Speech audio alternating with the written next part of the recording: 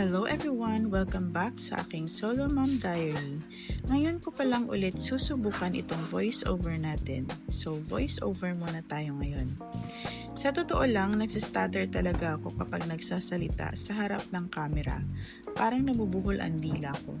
Kaya dito muna tayo sa mas relax na paraan habang kinukwento ko ang mga ganap natin today.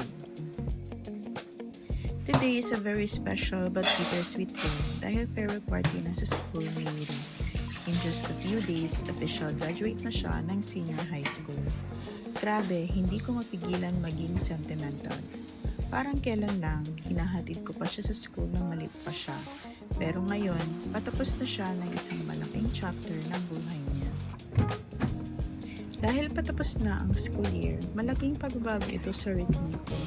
Wala na yung nakasanayan nating pagmamadali tuwing umaga, yung mag-plan siya ng uniform at maghatid sa kanya. Pero syempre, gising pa rin tayo ng maaga. Tuloy pa rin ang early morning routine. Magluluto pa rin ng breakfast at gagawin ang mga gawaing bahay.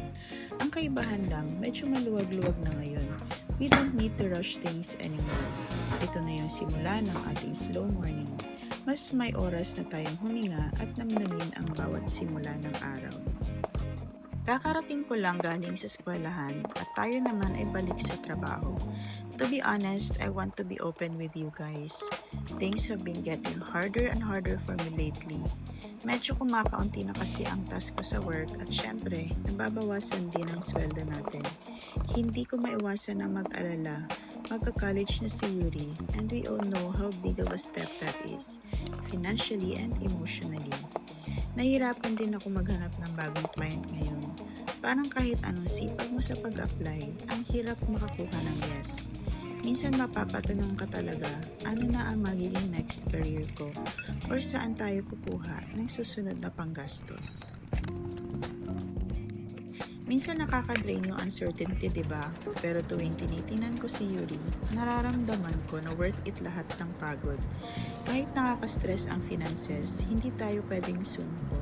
Kailangan magpatuloy. Sabi nga nila, laban pa rin in hand. Minsan kailangan lang natin magtiwala na may mas magandang plano ang nasa itaas para sa atin. Alam ko naman hindi madali ang transition papuntang college. Maraming kailangan i-prepare, hindi lang yung vision, kundi pati na rin yung lakas ng loob para sa aming dalawa. Minsan mapapaisip ka talaga kung sapat ba yung kinikita mo, pero naniniwala ko na kapag para sa pangarap ng anak, laging may paraan. Kahit na nababawasan ang trabaho ko ngayon, tinitinan ko na lang ito bilang pagkakataon para mag-isip ng bagong diskarte.